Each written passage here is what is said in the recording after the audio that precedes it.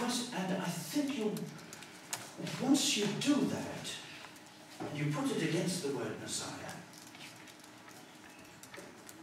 and your Jewish believer can say, justifiably, well, of course that's what Messiah means. That's who the Messiah is. But you wouldn't have found that without going through the Greek process. You don't have to give up anything. You don't have to give up Messiah. You find out the meaning of Messiah by going your own route. And I think, as you're saying there, yes, that's true about Africa. I think the wonderful possibilities before us with a truly world Christianity, as we're now beginning to see, is that you can ask these questions in relation to the old cultures of Africa and Asia. And there'll be new questions, just as we all know the what should I do questions come up all the time. All the pastors here have been dealing with them all the time, I'm sure. But the how to think questions will come. And I think we can all be blessed. The new temple needs them all. We're not isolated in our cultures. Our own bits of converted social reality belong to our fellow Christians. And we can thank God for the Greek discoveries that led us to the great creeds. But that's not the end of theology. It goes on. Sorry. Allow me to ask, a follow-up question on this, and then there'll be another opportunity. So in the African setting, there's been a lot of writing on African Christology. Jesus as old elder brother, and ancestor, as far that's those sorts of the NEGST book has all of those categories. Now, and I have wondered, especially in relation to these two questions, what am I to take? And I think that's about morality. That would lead us to questions of morality. And how should I think? Maybe we should lead us to believe. Do we anticipate that we could discover new things about Jesus, or when the Greek interpreted Jesus as Lord and gave us that term, and the Jews gave us Jesus as Christ, Messiah, and somehow whenever the faith is passed across, those two terms find their way even into our local languages, an equivalent expression. I have wondered if these other expressions of Jesus as elder brother, if they have the quality that raises him, elevates him to another level above the chieftains that we know here. Is that discovery waiting to happen, or is that kind of a closed subject? I'm sure, as you put it, there are discoveries to be made. The discoveries are usually come as a result of having to answer questions. That's why the what should I do questions come first. Because I've got to make a decision. I have to know what I'm going to do about this invitation. Then the other ones come later. They're part of a more general process of thought. But they're questions, and say Greek posed questions that just weren't there for Jews. And your very basic statements about the oneness of God and the divinity of Christ throw you into questions of, are they the same ousia, or are they different ousiai? Are they similar ousiai, or are we wrong to think of it in that way? Should we think of the divine-human mixture? Oh, this is what early Christian theology is about.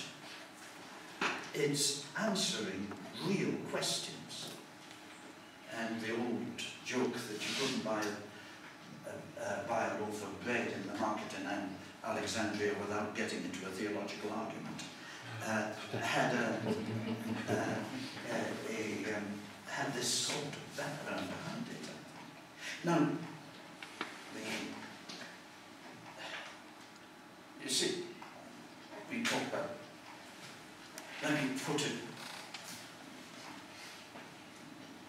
this broad brush way first.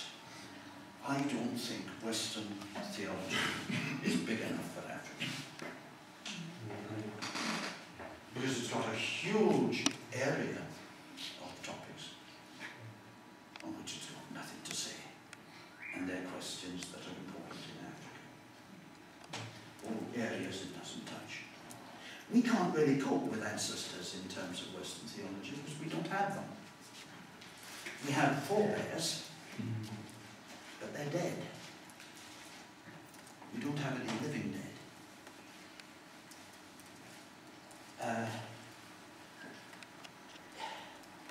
And there's so many other things that just aren't there. So the questions have got to be asked. And that's where we are in world Christianity. Not learning a theology that's complete, but humbly working in a theology which will become more complete as we seek to come to the decisions. How do I act as a Christian? How do I think as a Christian? What's the Christian? And those are we're forced to decisions. Sorry, I keep talking and I have seen you waving. Don't seem to get to you. Yeah, I think in light of the discussion that we have right now, I see what you've written in your notes about the two tensions of the principle of indigenization and the pilgrim tensions. Because I see it's a key thing that has affected the church in determining what is the right theology. Yes, yes, and it's not comfortable. There's tensions there that we have to work out. The process in the Hellenistic civilization. How much time have we got to talk about that? I'm going to have to come to a decision myself about this in a moment. Because it's how much we can do by 1:30. Yes, it was quite an uncomfortable few hundred years of digesting what Christian discipleship demanded of Greek thought. And I think we can see different stages in that, and I think it's beginning there in the New Testament. Paul is the first great theologian of the church. And Paul is doing some very bold things theologically. Paul is taking these pagan terms all the time. Terms like mysterion, terms like pleroma,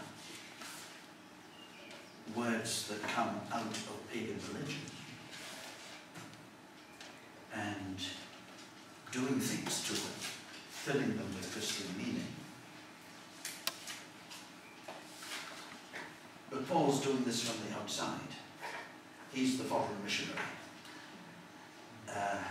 Borrowing, very sympathetic, very incredibly sympathetic and sensitive person culturally. But still we have a side. I'd like us to have time to look at a convert like Justin in the 2nd century. Someone brought up as a Greek philosopher, thinking as a Greek philosopher, and coping with this new material. And then you come a generation later to someone like Origen, who knows all this stuff, has sat at the feet of the greatest philosophers of the day, and has an outstandingly brilliant mind, but has also been brought up as a Christian and has learned the scriptures from his mother's knee. And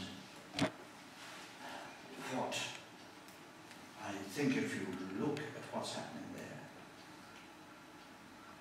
you move from a process where the natural Greek response to Christian preaching is what will this babbler say, and where Justin's contemporaries will say, you can't be Christian in Greek. Christianity is essentially barbaric, or at most, it's a cult. It's got nothing to do with being Greek. You come in the end to the conversion of the Greek Academy.